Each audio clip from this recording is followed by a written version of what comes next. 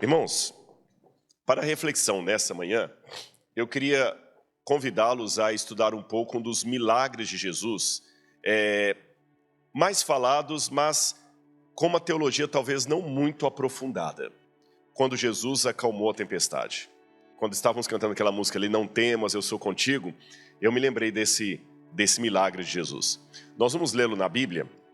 Eu vou pegar aqui Marcos capítulo 4, ele está em praticamente quase todos os evangelhos, mas nós vamos ler a versão de Marcos.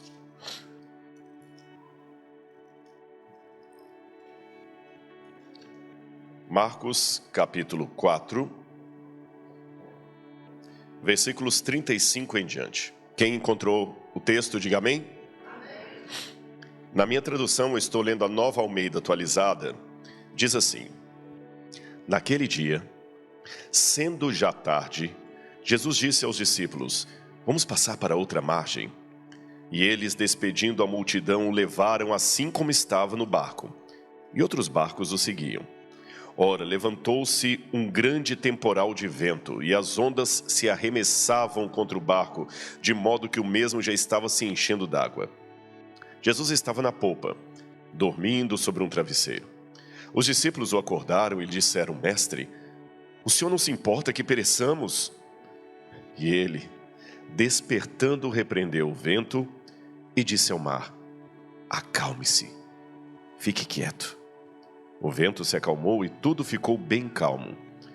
Então Jesus lhes perguntou: Por que vocês estão tão medrosos? Por que é que ainda não têm fé?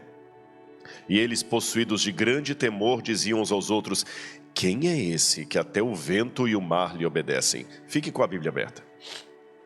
A pergunta óbvia que a gente faz sobre esse texto é a seguinte: os discípulos já tinham visto Jesus curar doentes, inclusive lepra, que era uma doença terrível. Viram Jesus expulsando demônios, viram Jesus fazendo maravilhas, viram Jesus falando com autoridade. Qual o porquê do espanto?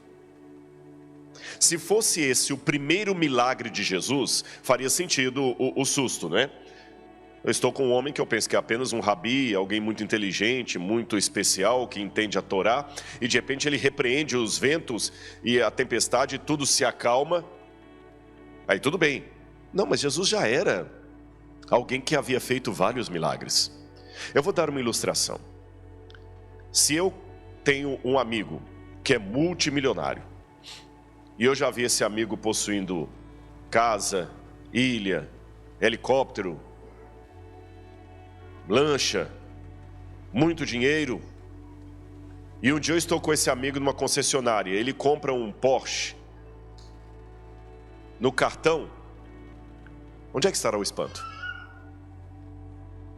Há motivo para se espantar? Ele já é rico, eu já tenho essa informação, ele tem muito dinheiro. Ele comprar um Porsche realmente é algo admirável, mas não para ele.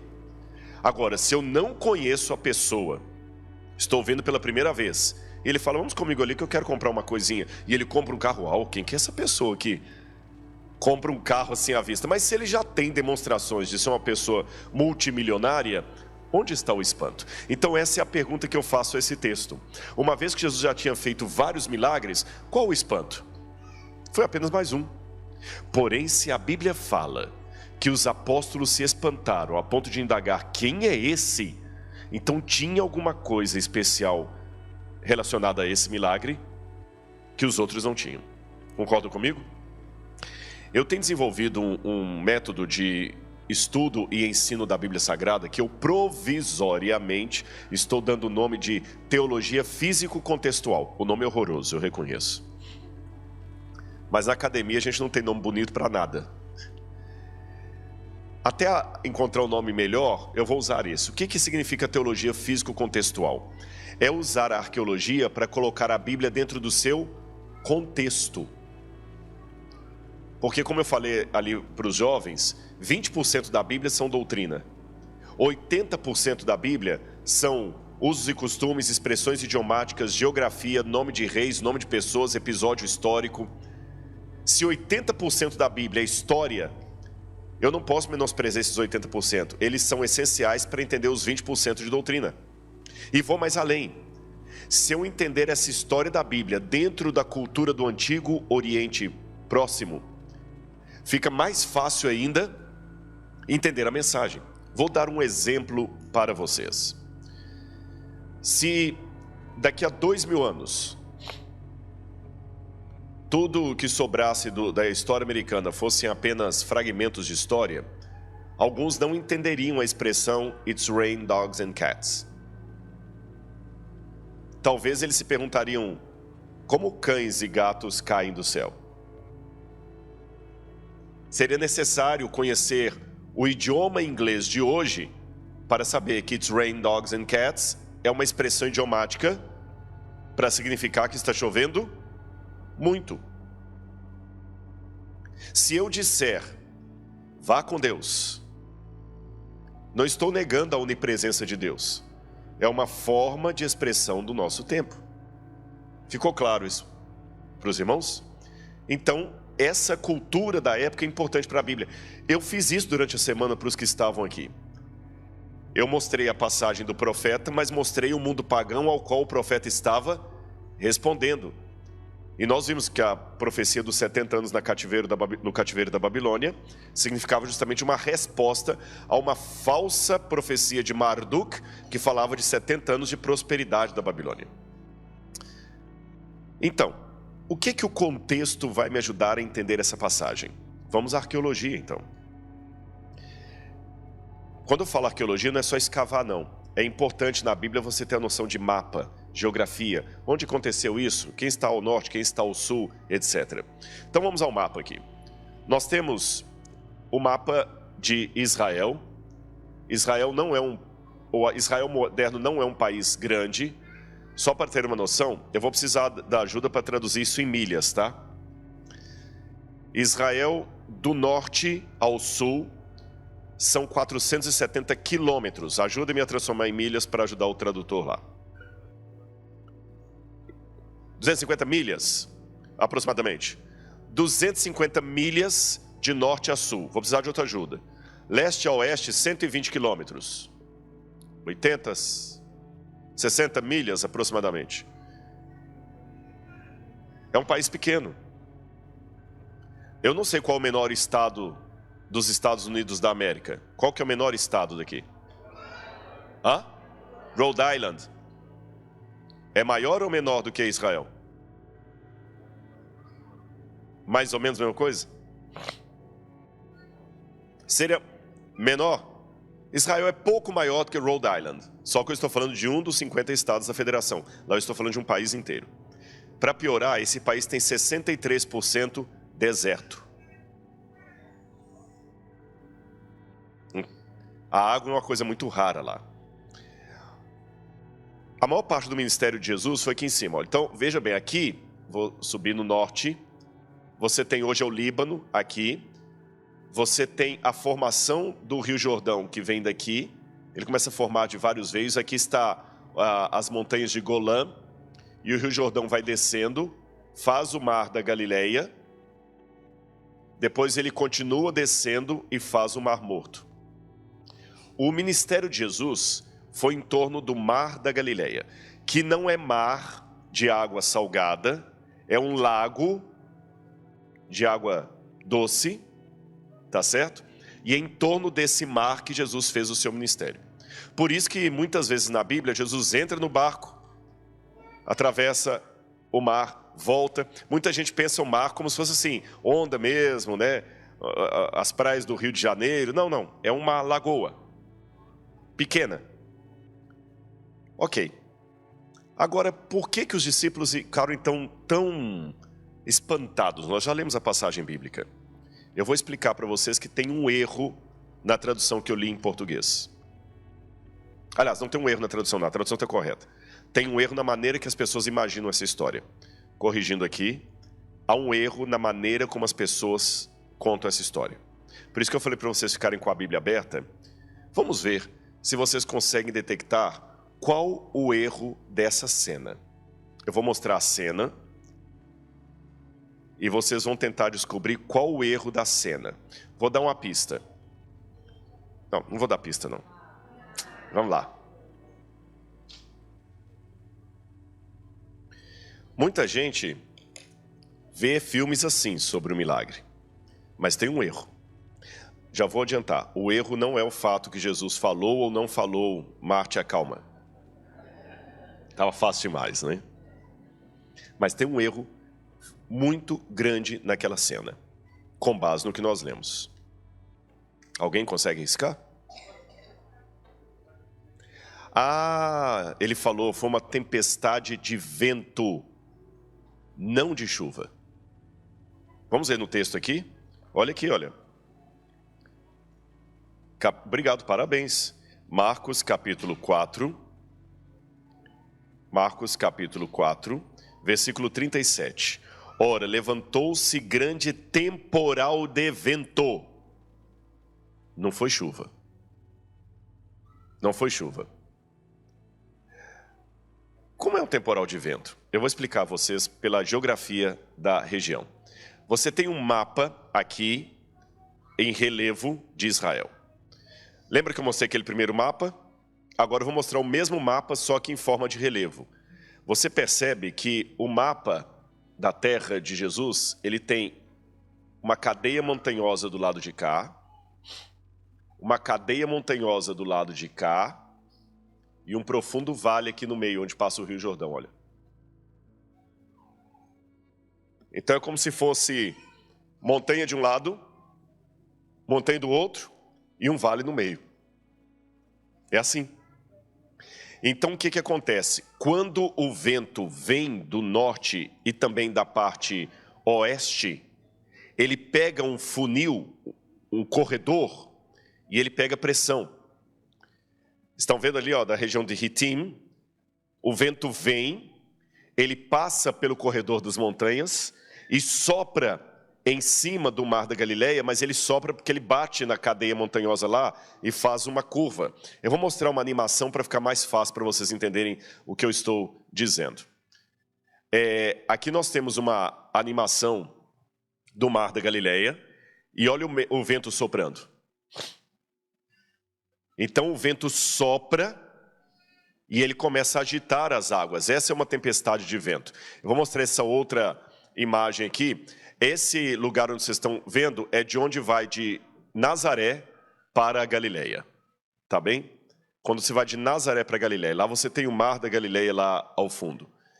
E quando o vento passa nessa região, justamente aí, olha as montanhas, essa é a montanha do Arbel. Se você tivesse vindo de Nazaré, você passaria por esse vale, lá na frente está o Mar da Galileia.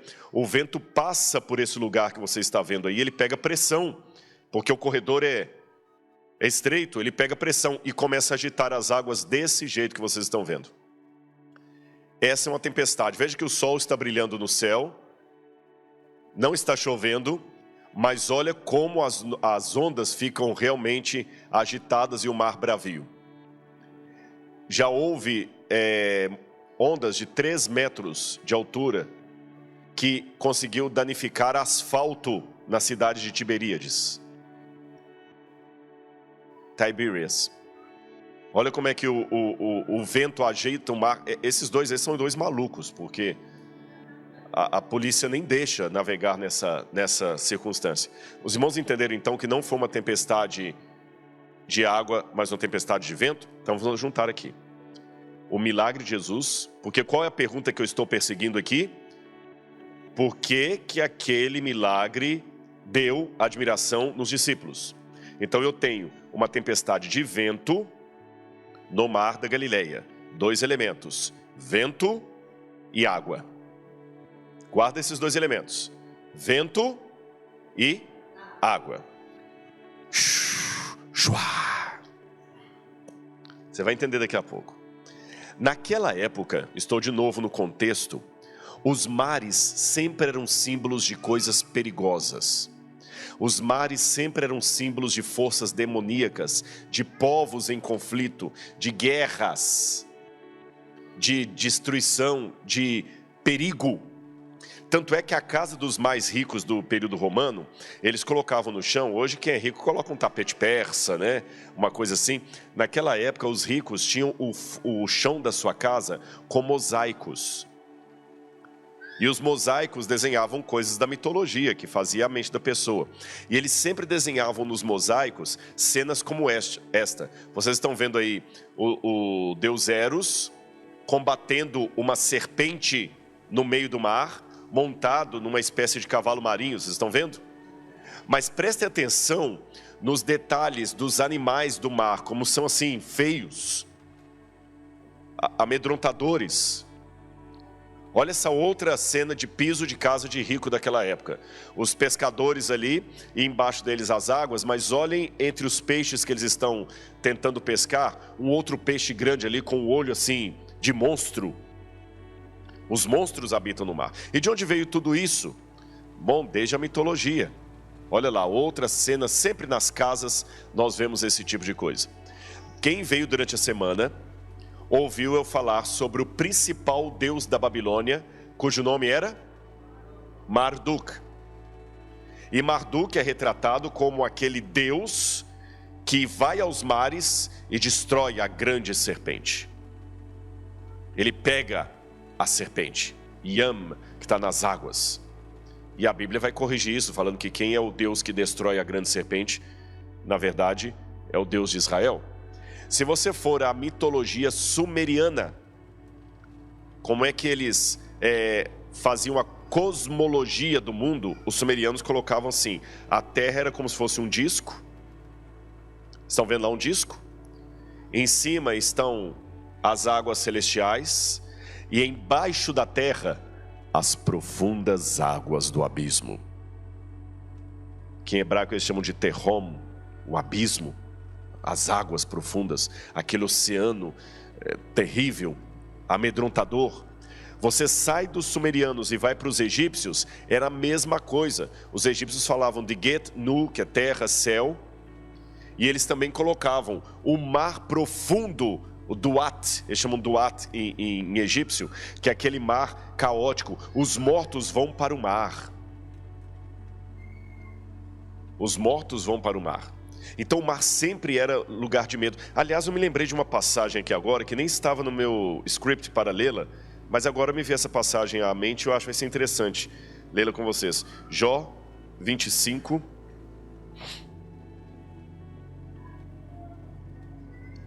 Deixe-me ver se eu vou achar aqui. Jó 25.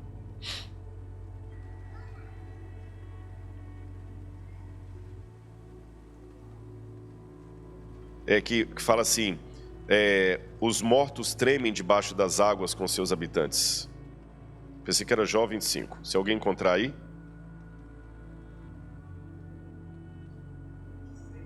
26:5. Ah, tá certo, é isso mesmo, 26:5. Eu estava com 25:6 aí, 26:5. Os mortos tremem debaixo das águas com seus moradores. Na verdade, no hebraico não está mortos, não. Está os refainhos gigantes, os paquidermes, os monstros caóticos tremem debaixo das águas com seus habitantes. Vocês estão notando que na cultura popular de hoje, não na Bíblia, na cultura popular, o inferno é um lugar quente que está debaixo, no fim da terra, né? No fundo da terra. A Bíblia não diz isso, mas a cultura é isso. Em desenho animado, mostra o sujeito pegando o elevador para subir para o céu, descer para o inferno, não é sempre assim? Na cultura popular daquela época, o lugar caótico e infernal era a profundeza das águas. A Bíblia, preste atenção no que eu vou dizer, a Bíblia não é, letra A, fruto da cultura que ela foi criada.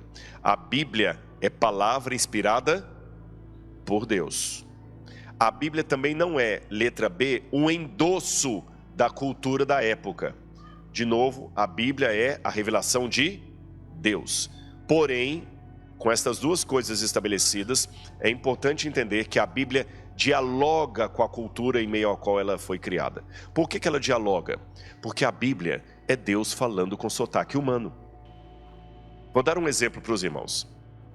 Quando alguém espirra e você fala bless you, ou em português, saúde, sabe por que você faz isso? Na Idade Média, havia uma crença que quando você espirra, a alma saía pela boca. Aí você automaticamente alguém tinha falado assim: Deus te crie que te dê boa sorte. Vai ser difícil traduzir isso. Bless you. Aí a alma voltava para dentro da boca. Só que eu, como cristão, estudante da Bíblia, não acredito que a alma sai pela boca quando você espirra. Mas por uma questão de educação, quando alguém espirra, o que eu falo? Saúde. Se Jesus estivesse aqui hoje nessa igreja e alguém espirrasse, Jesus falaria saúde? Não? Sim. Mas Jesus está endossando a doutrina que a alma sai pela boca? Jesus estaria sendo apenas educado. Jesus estaria apenas falando na linguagem de hoje. Perceberam? Ok. Então na Bíblia, a Bíblia não endossa a cultura, mas ela dialoga com essa cultura. Sendo assim, na Bíblia, o mar caótico também é símbolo às vezes das forças do mal. Eu quero ler para vocês aqui, por exemplo, só que a Bíblia, ao mesmo tempo que ela dialoga, ela corrige essa doutrina pagã. Leiam comigo o Salmo 74, versículos 13 e 15. Salmo 74,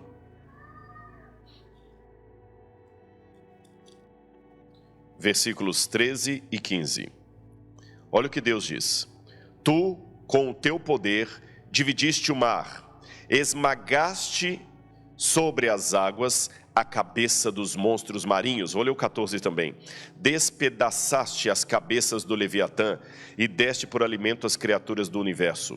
Tu abristes fontes e ribeiros, secastes rios caudalosos. Então o poder de Deus, para dialogar com aquela cultura, é demonstrado como sendo aquele que tem autoridade sobre águas. Interessante. Isaías 27, versículo 1. Isaías capítulo 27, versículo 1. Naquele dia, com a sua espada terrível, grande e veloz, o Senhor esmagará o Leviatã, a serpente veloz, o Leviatã, a serpente sinuosa. Ele matará o monstro que está no mar. Perceberam? Então a Bíblia, ela dialoga, mas ao mesmo tempo corrige. É Deus que tem esse poder. Querem outros exemplos bíblicos? Apocalipse capítulo 13. Fala da besta que surge do mar. Jó, quando vê Deus lutando contra dois animais, o Leviatã e o Behemoth, Deus luta contra a serpente do mar. Quando você vai a Daniel capítulo 7, fala que um vento, olha que interessante, o vento agitava o mar. Vamos ler essa passagem? Daniel capítulo 7. Daniel, capítulo 7, versículo 1.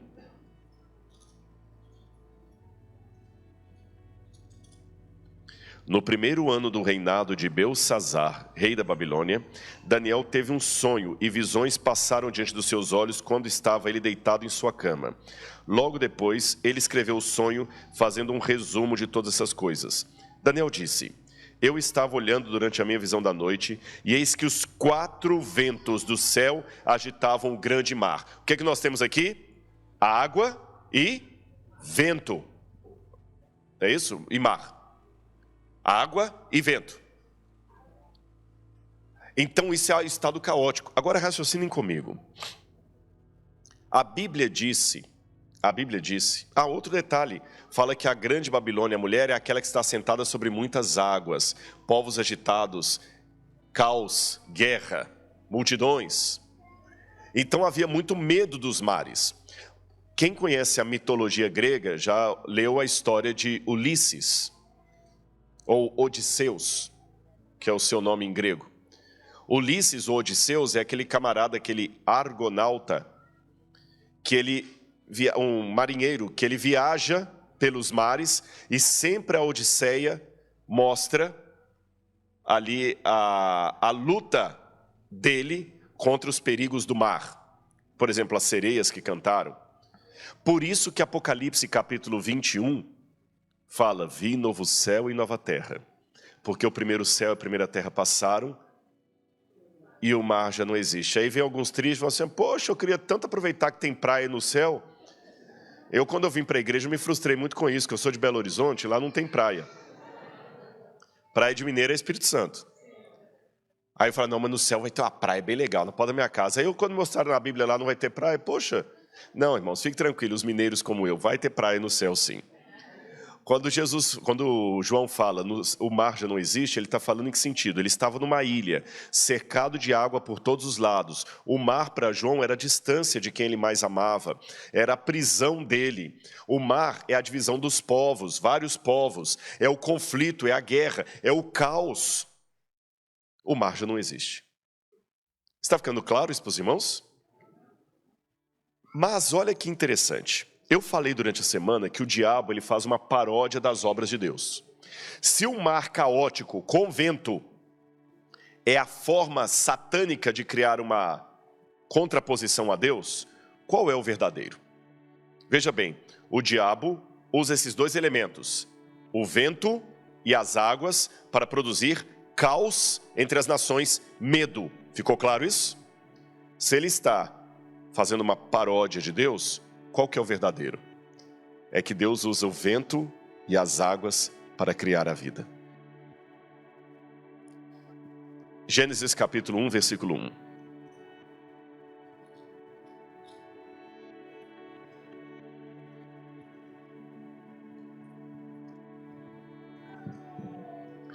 No princípio criou Deus os céus e a terra.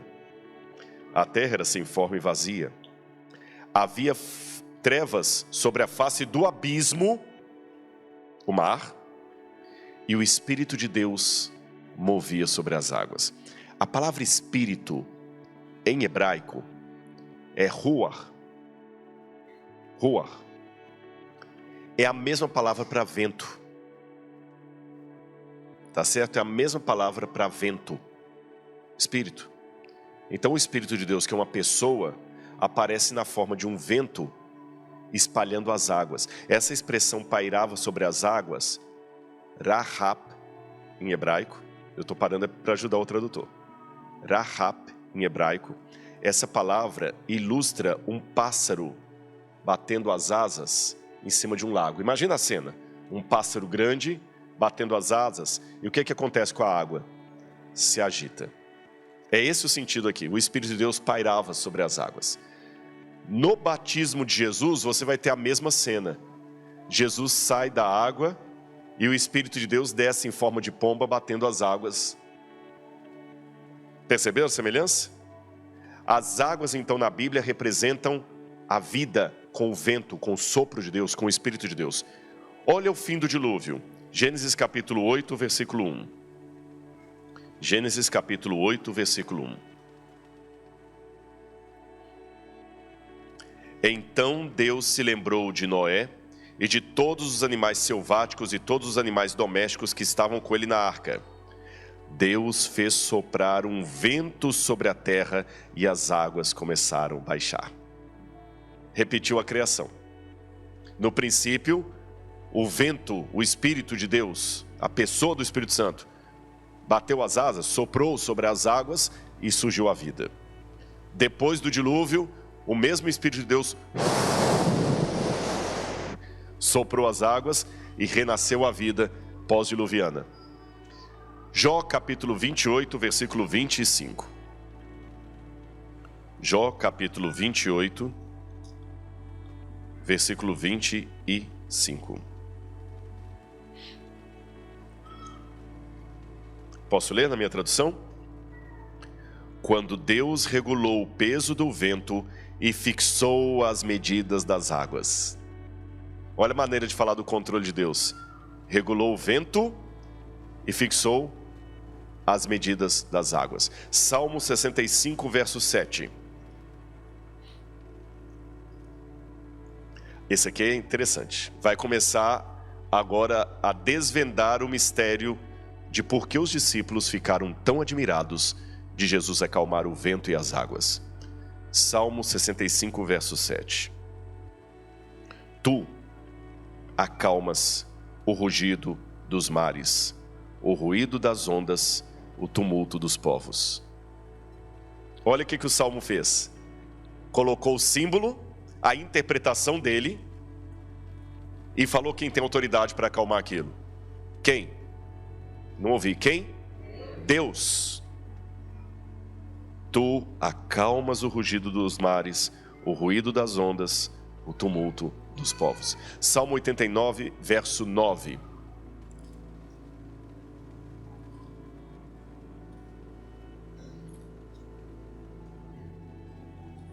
Salmo 89, verso 9.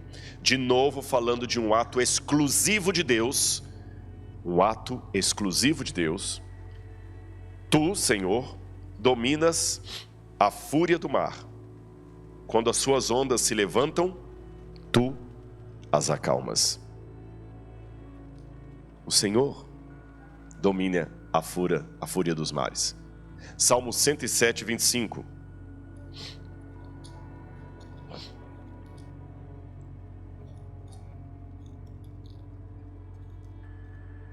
Mais um aqui. Pois Deus falou e fez levantar um vento tempestuoso que elevou as águas do mar. Mostrando que Deus tem um controle mesmo quando o diabo tenta reverter a criação, usando o vento e as águas para o caos, ainda assim está na soberania de Deus. Lembra, o Senhor lhe entregou nas mãos a Joaquim, rei de Judá, que nós falamos essa semana sobre Daniel? E uma última passagem que eu quero ler para vocês. Provérbios 30, verso 4.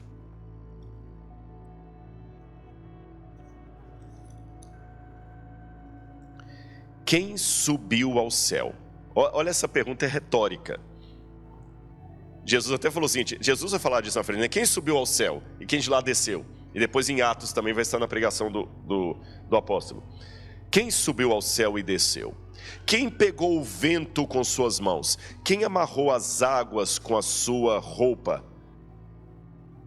A resposta óbvia, unicamente Deus.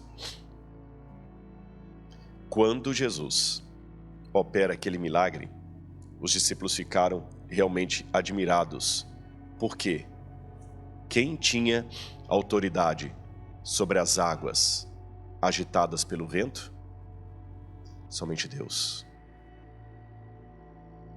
Somente Ele. É por isso que eles se admiraram. Isso aqui é um texto que mostra a divindade de Jesus. Porque ressuscitar um morto realmente é algo extraordinário. Porém, profetas ressuscitaram mortos no Antigo Testamento.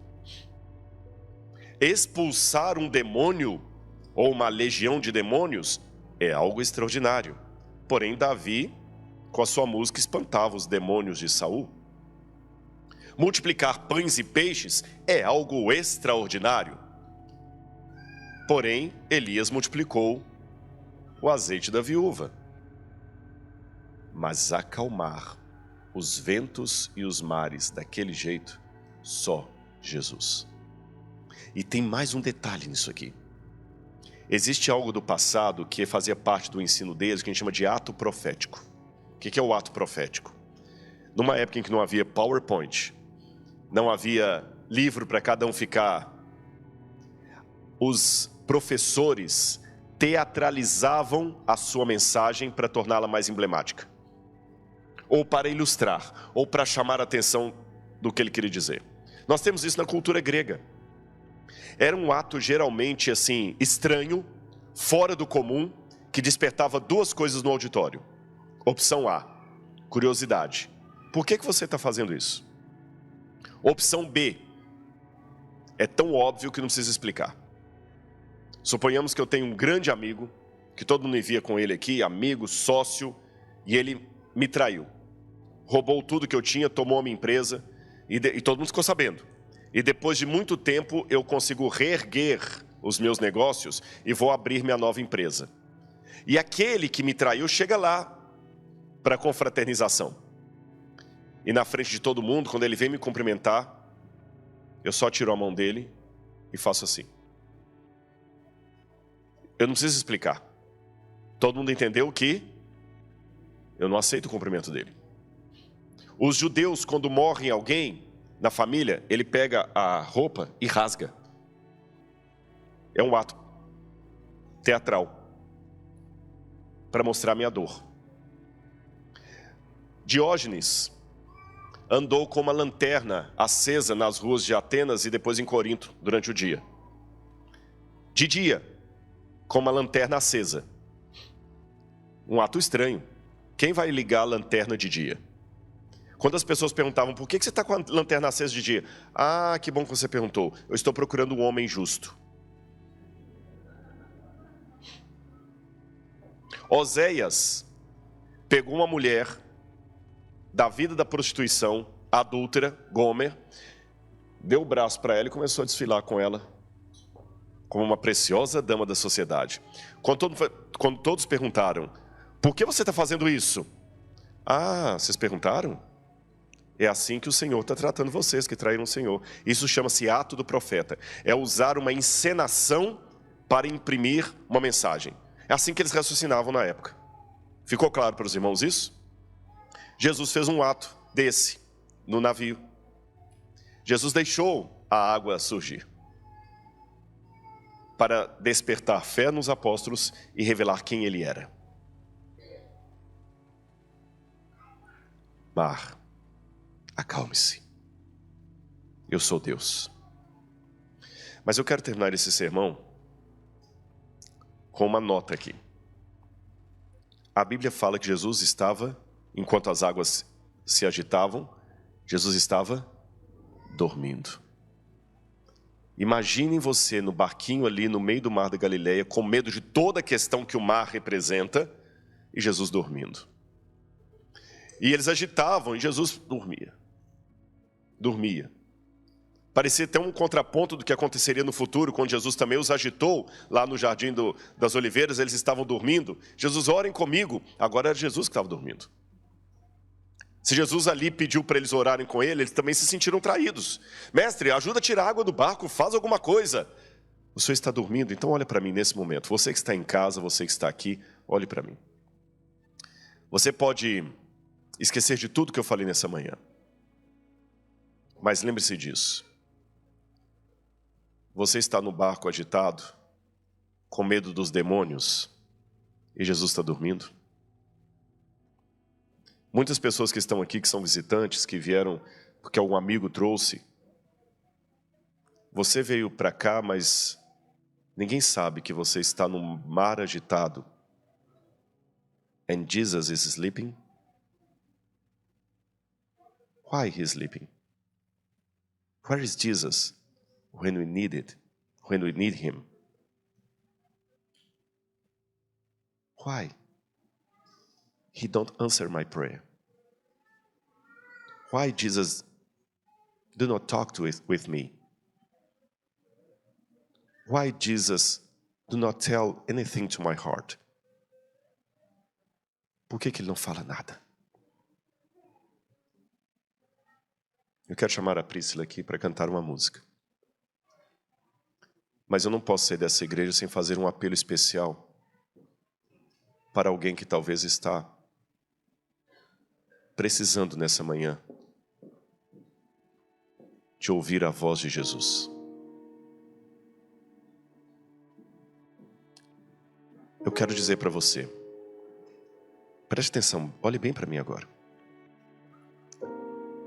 Quer acordado, quer dormindo, ouça aqui. Quer acordado, quer dormindo, Ele está no barco. Acredite no que eu estou falando. Ele está no barco.